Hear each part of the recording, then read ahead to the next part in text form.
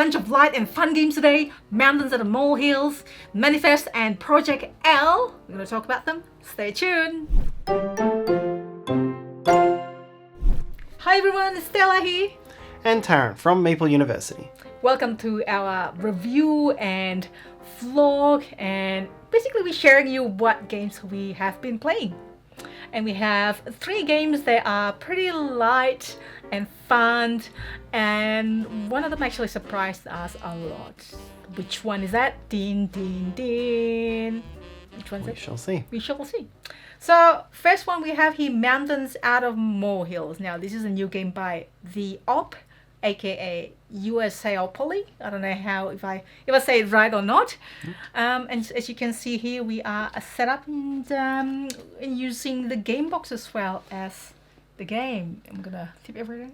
No, So we got a big 3-dimensional stage, 4-poster bed-like setup here for a game which is an interesting little game. It's a programming game, and if we come into the overhead, you'll see that up here we've got the landscape, and we are there's some little pieces of earth starting to appear.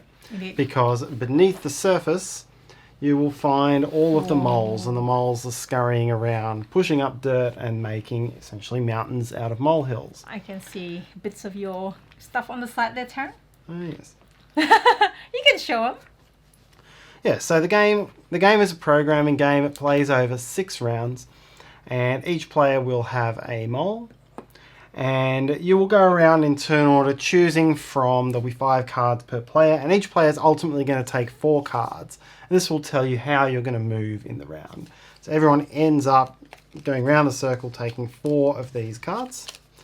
So there'll only be 1 per player left, and then once they're out of the way, shuffle them far enough. I ran out of space to push them. That's all right. Once that's done, you will pick the sequence that you're going to play these in.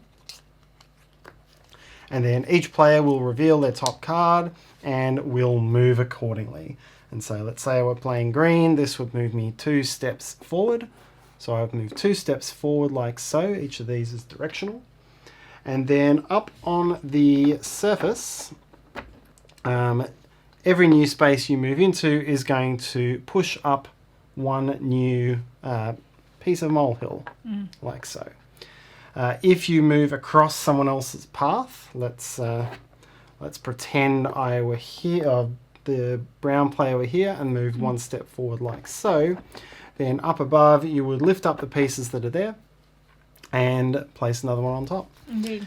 Like any programming game, there are elements of randomness and things that can disrupt your plans. So there is the rock. The rock card allows a player to place the rock token, as we keep taking this up and down, anywhere on this board. And if someone is to move into the rock, then you roll a rock die and it moves you, or it rotates you in a random direction. It could be good sometimes. It could be good, it could be bad, it could get you out of trouble. Yeah. And then your path can also be blocked by other moles. So if this one is trying to move 3 steps forward, it gets stopped there, and then it isn't where it wants to be. Indeed. Going forward.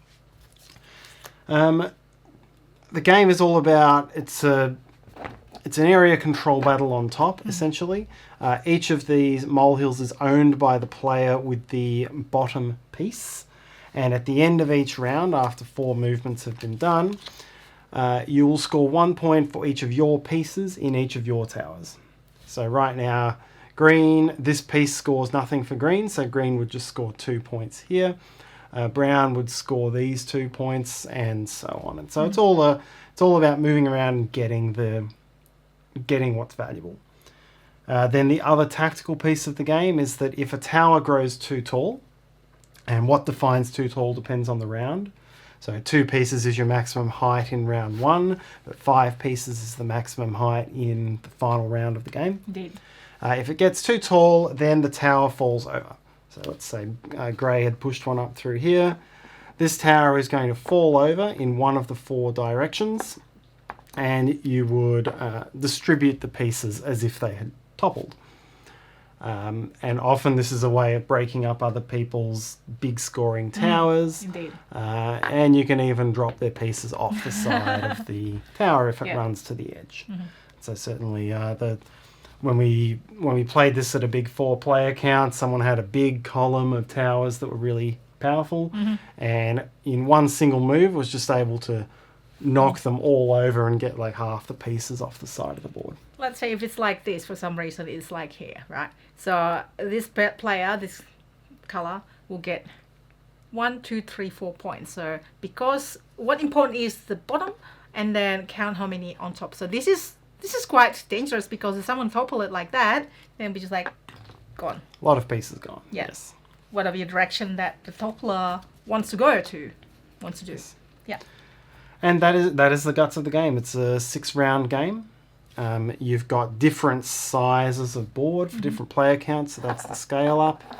You can see here we've got this outer rim isn't used in a 3-player game, and then we've got a smaller grid altogether on the other side for the 2-player game. Indeed. So what do you think, Tarrant? It's a neat little game. I definitely enjoyed it more at higher player counts than lower. I found that this was quite a restrictive 4x4 board from a movement standpoint, particularly the move 3s weren't doing much. So I like this at the higher player count. There was plenty of things to do. And plenty of more chaos. A lot more chaos. Yeah. I found that there still aren't that many programming games out there, I found. I think the success of Colt Express did not span a whole lot of copycat games. Yep. And this one has that sort of vibe. I don't think it's quite as hilarious, because the sorts of random things that happen, it just means, oh, I'm not moving, rather than, hey, I'm shooting nothing for 3 turns in a row, like in Colt Express or something like that. Yeah. But, it's got... I do think the way that you score and the way that battle works out is... It's very clever. It's a nice, clever and little strategic sort of game. And you can prevent a runaway leader, because you can all gang up and knock down their powerful towers. Yeah. So, yeah, it's nice. Like last time we played, it was 4 players, and I was leading, and then everyone was like, oh, let's just knock Stella down. Like, oh, but I still won. I was lucky. Compared to my first game, it was just the 2 of us. I was just blocked and then not moving the right direction and so on. But I do enjoy programming games like Colt Express and Happy Pix. Happy Pix is another one that was out by Yellow a few years ago. It was a programming... Oh, it was actually it was a simultaneous selection. Sorry, simultaneous selection. It is programming, but it's kind of like the line, but yeah, I know what you mean. So I do like games that you try to program at the start, like Colt Express, and then it could be chaotic, or you're like thinking of what your opponent's going to do. And of course, there's the draft phase. The draft phase, you see what cards the opponent has, like the rock card. I tend to like to get the rock card, because just in case, especially if somebody took the rock card, means that there's a chance that they're going to block me. I need to play the rock card to actually remove my rock in front of me. Yeah. Things like that. And I always liked getting turn cards. Turn card, yeah, that's another one. Changing direction can be quite restrictive. That's what I actually learned from my first game. I was like, no, I was like, I need to turn. Like, I can't go anywhere. You block me. Yeah. And I think we found in the 2-player game versus the 4-player game as well, because there's enough cards in this movement deck exactly for the 4-player game. Correct. But you don't take a specific... You don't take a specific half of them out at 2 players. So you could end up with a game that has a lot of straight movement and not a lot of turn cards. Yep. Which can make your 2-player game... You could have a round where everyone's just stuck in a corner because they can't move. That's true. For example. That's true. And it is good for higher player counts, because it's light game, it's a quick game, like every round is very quickly. You program at the start, and then you just play it just like, it's not really much decision after that. You just follow what cards you played. Indeed. So yeah, a very enjoyable game. It's good for families, and it's good for meetup. We played it at a board game meetup recently, and everyone enjoyed it. Yeah, very quick rules to teach in that sort of environment as well. Yeah, indeed. So yeah, recommend this one. So next we have Manifest. This is actually the second print. The original game was released a few years back. This is by Shield Mill Games, which is in New Zealand. Very interesting. The one that brought out Australia, the game by Martin Wallace. But this is the earlier games. Second printed. Yes. So, what is it about, Tarrant? So Manifest is a pick up and deliver shipping game. It's all about getting cargo and fulfilling contracts. So players they may have contracts in hand that only they can fulfill. And there are common contracts out here that players will be racing to fulfill. And it's all about whoever gets to a certain number of victory points first is the winner. So the game length will depend on the number of players, and it's all about fulfilling those contracts and getting those points. The contracts require you to get a certain type of cargo or a certain type of passenger from the place that shows where it comes from, and take it to the location shown on the contract. So, as we say, very typical pick up and deliver in that way. Each player controls 2 ships of similar colour, and they are doing things separately.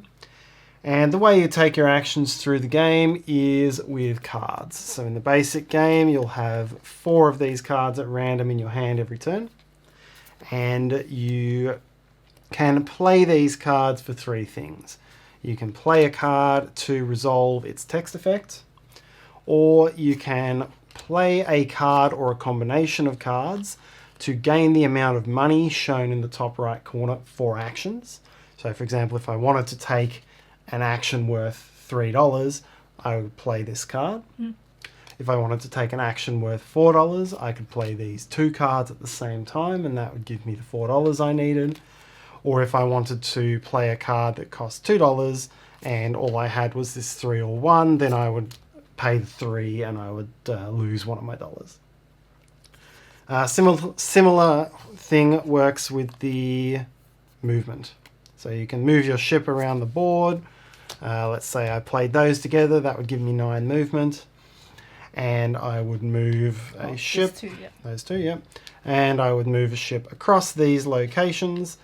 And each number on it tells you how many movement points you need to make the distance. So my 9 there could get me, I don't know, could get me from Lagos to Madagascar, for example. The money is spent to buy more private contracts or to buy cargo from the locations. You put them onto your ships. As you go around, there are a few spaces here that are controlled by pirates, and when you move through those, you roll the dice and you would lose any cargo on the matching numbered slot for that ship. Or the ship could sink and lose all its cargo if you roll these two. So it's only a 1 in 36 that you get a sinking, but you know, it pays to buy more cargo than you need, because you can lose some of it if you're trying to take those quicker routes. And that is fundamentally the game of Manifest. Every turn you'll draw back up to 4, so you'll have a constant supply of sets of 4 cards to take your actions. Some of the other variabilities in the game, you can use company advantages. These are asymmetric player advantages, such as you can use pirate or dockside cards in different places. You can load cargo for free. So those can be added to the game for a bit of extra flexibility. And then for players who want to step up the complexity, maybe step up the hobby gamer element to it, instead of playing these cards at random from the Manifest deck, you can use the Manifest Deck Builder deck. And the Deck Builder, there's starting cards for each player. And then instead of just drawing new cards at the end of each round in the normal way, you can purchase cards from a face-up display to add to your deck. You can spend, so I think they cost $3 each to purchase. You can spend money as you buy cards, to trash cards from your deck as well. Typical sorts of deck builder mechanisms so that you can build up the deck that suits you best, rather than playing the easier version where you just take the cards at random. The top 4 cards at random. Yes. And that in effect is the game. Indeed. So, what do you think, Tarrant? Get to ask first again. So for me, certainly the pardon me. For me, certainly the basic version of the game is a very standard pick up and deliver. I think it is much more of a family, almost a pre-gateway sort of game. It's not roll to move, but it's not far from it with the way these cards work. And so I found that version to be pretty straightforward. I don't think I would take it to a hobby gamers event. The deck builder adds a little bit more of it's more an interesting. element to it. I should like hold my until you. Okay, continue. And I think the other thing that is the thing that was very obvious to me as we went through is that there are cards where the action effect is a little bit take thatty and a little bit sort of direct attacking. Like you can play a card that will send pirates the way of another player or attack another player, or you can watch what contracts they're trying to fulfill and then play cards that will cover those contracts up so that they can't get them. And that really is the main interaction in the game. If you weren't directly attacking each other's interests, this would be a completely solo sort of game. I wouldn't say it's completely, because there are contracts that you're trying to race for as well in here that you have to watch out. Oh, okay, I'm going to try to complete this, but you have to watch out if other players has got like looking to get to complete the same one. That's true, and I guess what I will say to that is that we played it at 2 players, and with 3 contracts here, it was pretty easy to mind our own business. With 5 players competing over 3 face-up contracts, bit more interaction in that side of the game. I did watch you were about to complete something, so I had an action that will put the contract from on top of the deck to like that, for example, and then it turns out that it's still something that you can complete, and that's how you won. In the end. I think you covered the one I wanted, and then you tried to bury it with a second card. But the second one, I was able to make it work. So sad. But that's okay. Sorry, anything else? No, that's my thoughts. Yeah, it is kind of like a gateway east for that basic version.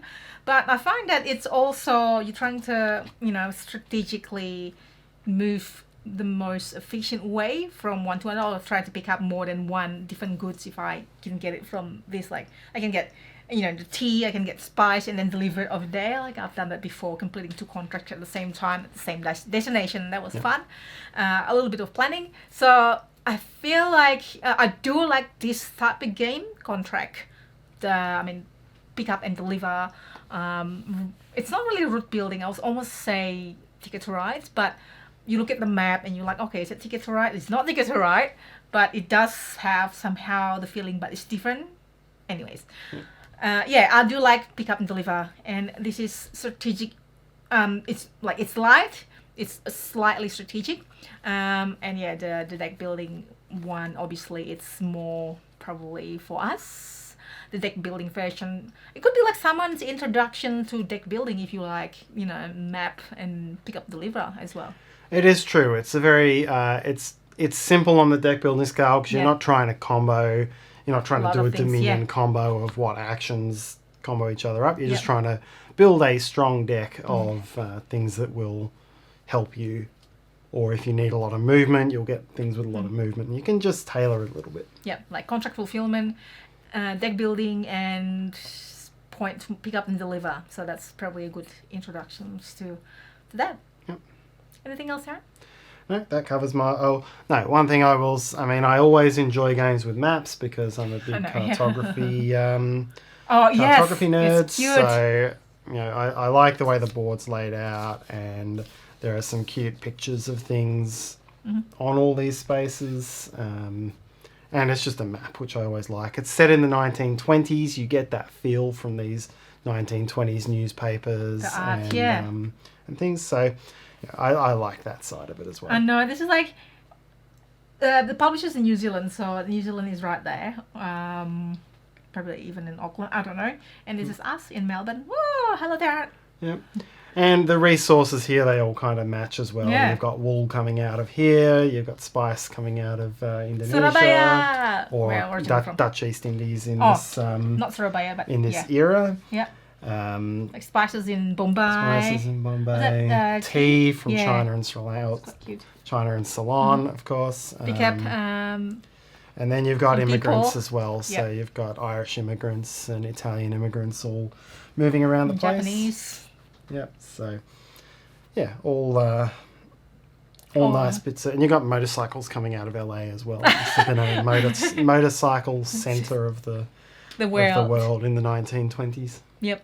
And this board connects from here to there, obviously, because the world is round. Wasn't it? Yes. Was on in 1920s? Yes, I'm sure they had discovered that by that point. By that point, hence it is connected like that. Yep. So yeah, it's pretty fun. Fun game. I wouldn't say little because it is like it's a board. Like it's like fun light game for families and kind of like gateway. Yes. Yeah.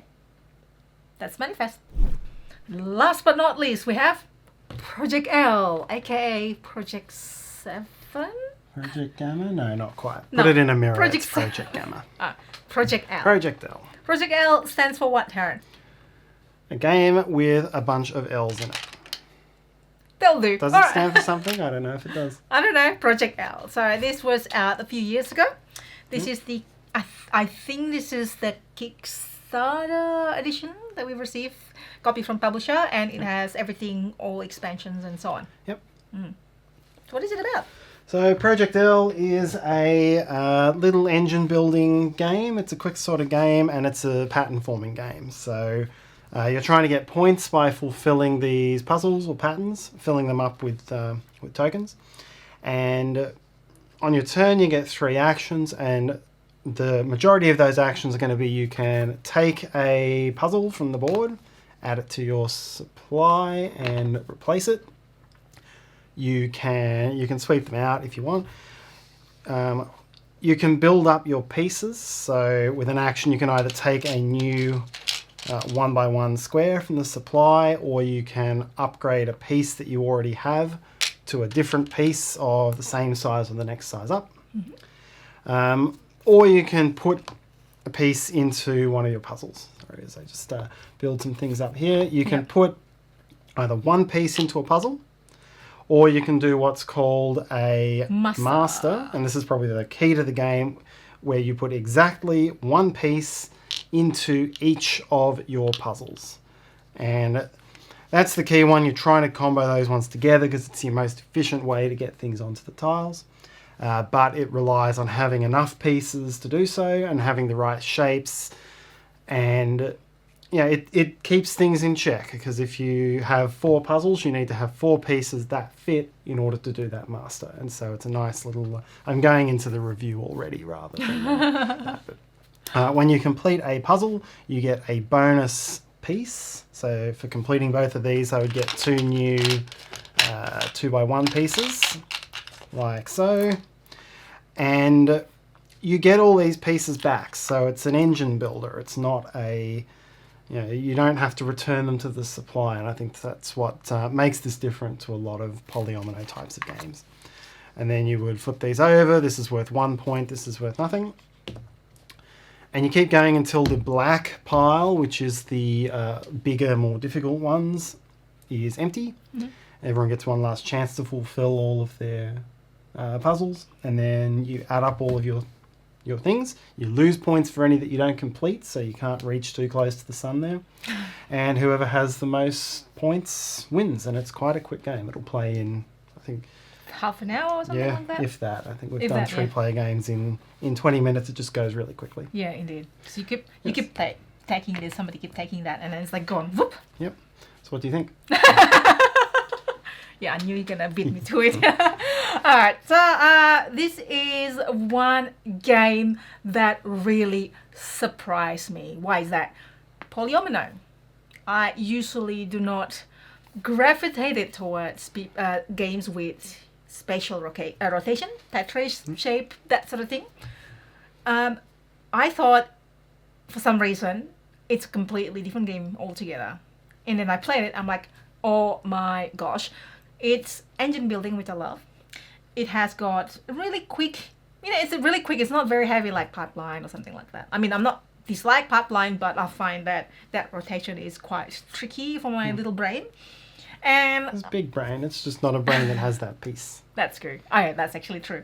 It's like somewhere. Not everyone can spatially rotate. It's just It's just one of those things. Like, how about you? Let us know. Do you can you spatially rotate easily like Tarrant did or Tarrant does, or do you? Like I must say, I struggled on Molehill. I always had to rotate the card to see what direction they were turning in Molehills. Very interesting. And that's quite unusual, because usually I can rotate stuff in my head quite comfortably, but that one I was struggling.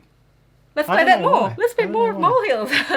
Like photosynthesis, I really struggle imagining where the tree is going to fall, the shadow is going to fall. And yeah, so anyways, this one here, you can just grab the piece, you put it there, and then just see how it works.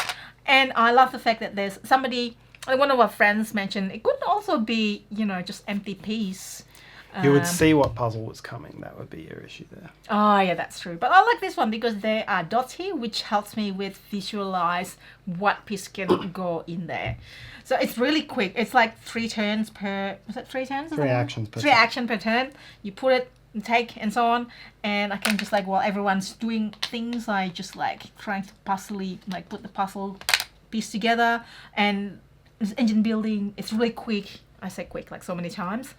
But although I still also I truly enjoy, and I'm really happy that I can enjoy Tetris shaped games, and the fact that it's like I know you too, like I've got that, I can just like plan ahead my turn by putting the pieces above it. You remember that and things like that. That's really good. And although I did usually miscalculated the end game, so I end up with like a bunch of stuff that I cannot fulfill at the end of the game, so I lose points. Like, oh, but that's okay. The end can be The end can be very brutal. Really brutal. If you mistime it properly, the final score is going to be like 19-2 because if you've got a couple of these that you can't fulfill, you're going to lose its value. So it can destroy a score if you've thought it out incorrectly. But that's for a quick game like this, that's not a bad thing. You can reach close to the sun and try to make it happen, and someone just ends it before you get the chance to. That's usually what happened to me. Yes. That's it for me. Basically, I love it. It's surprisingly good, and these trays is coming really, really handy like that. Got like the stack of trays. We play with the Ghost expansions as well. Yep. Which I'll is cover this that black one in a pieces. sec. Yeah. Yeah, I agree. I really enjoy this game. I think it is an extremely well put together game. You look at games that are in the pacing of this game. It draws me back to Splendor because it is simple rules, it's simple actions, but there's enough depth and things you've got to think about. Indeed, yeah. And I mentioned a lot of them before. It's like, okay, how long do you spend finishing these easy ones to get good bonus pieces so that you don't have to waste actions leveling up to the higher that pieces? too. Yep. How many small pieces do you keep around so that you can actually fill every shape, and so that when you're doing the master actions, you've got things that you can do? Because it all comes down to how many of those master actions. Like the 2 critical things are how many master actions you can take. Sorry, 3 critical things. How many master actions can you take? And you can only do 1 per turn, but you've got one to set up to do 1 every turn. How quickly do you swing from engine building to scoring? And how hard do you go on these scoring ones at the risk of not finishing them? And it just clicks together really well. And I mentioned it before, I've never seen a game where it's all about building up your pool of shapes and you keep that pool from round to round. It felt counterintuitive reading that and explaining it, but it works so well in this context. So well, yeah, you're right, yeah. I believe this is the sort of game that could easily sit alongside some of the classic gateways, your Azules and Splendors and things, and could be an excellent introduction to the genre for a lot of people. So engine building. Yeah, and it's got these nice little tactile pieces, and it's themeless. It's very easy to pick up. So yeah, I'm really big on this. What he says. Thank you for explaining the rest of the things I haven't mentioned. That where do you stop engine build and then that sort of thing. Like I think most engine build game has got that elements where you want to stop, like the minions, for example. Where do you want to stop engine building? Where you want to start collecting the points? Can you finish that? I think introducing the penalties for this are really good way. Yep. To part of the rules. It's a good part of the rules. Yep. You're gonna say something. I was going to start just quickly mentioning the expansions as well. So these black pieces, they're called the ghost pieces. They're 5 pieces instead of 4. In the normal game, you stop at the Tetris size. These ones you can get up to them with the only with the bonuses from the actual expansion. Tiles. I think they're down there, so I won't show them. But they all give you bonuses that let you get up to these. And as an action, you can break one of these down into constituent pieces that matches the size, in case you've become stuck with too many big pieces to fit. Yep. So that can be a nice way of breaking things lower. There's also the finesse expansion. We haven't actually played with the finesse expansion. I'll just show you what it is. These trays are so good. Here. Look at this.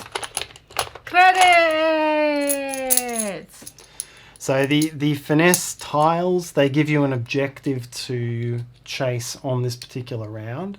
So here, for example, you would get a credit by placing one of these. I think it's placing one of these into a puzzle on that turn. There are some that will. Sorry, that one's placing it into a puzzle. This one I think is gaining that sort of piece or upgrading to that sort of piece.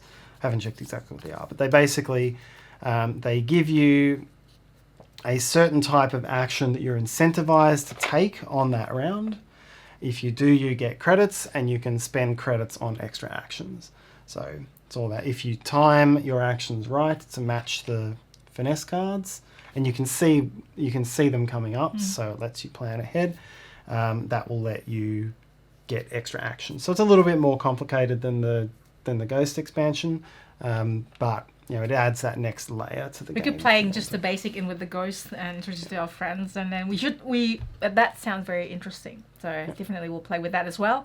Add a little bit more complexity, as you said. And look at this. It's a first player piece, but it's really nice components. Yeah, certainly the recent Kickstarter, they've gone out with the components. They've got the game trays here. These are, in addition to being dual layer, which is expensive enough as it is, having all these dots, they're slightly embossed dots. It's just really nice components here as well. Really, it feels like really well laid out, well designed. Yeah. And this was out for a bit, and I can see it's being evergreen, as you said. Have you played Project L? I know this is not brand new, so hopefully you have played it. If not, I would highly recommend this game. Seriously, get it. Be part of your collection. Project L is by the same publisher as Space Race. Space Race is a much heavier game, and this came out before Space Race, but possibly after the card game Space Race was based on. Oh, right. They made a board game out of it. All right. So let us know what you think. What's your favorite expansion of Project L? Have you played it? Just this video make you want to play it. Let us know in the comments. Love to see your comments as always. Responding to your comments. And anything else, Tarrant? No, I think that's it. What did you make there? I made a car. That's better. It does look like a car. Well done. Yes. I should make something else as well. Yeah. A house. No, wait, there's no triangle because this is Tetris. Yeah. I'll make a house. Would you like to visit my house? I don't know if I'd feel safe on this side. This is me. I get that is Project L. Yes, let's stop there. So being silly. So that is our review video for today. We've covered Project L, Manifest, and Mountains Out of Molehills. Now, which ones do you have played? Which one's your favorite? Which one that you're gonna go out there and then go play straight away? Or maybe it is on your shelf of opportunities. Let us know in the comments. I would like to know what everyone's doing. Everyone's been doing. What games you're playing as well. And that's it from us. If you please help us or enjoy this video, hit the like button and subscribe to us if you haven't already done so. I'm also on Instagram, so find me there as well. And hopefully we'll see you next time.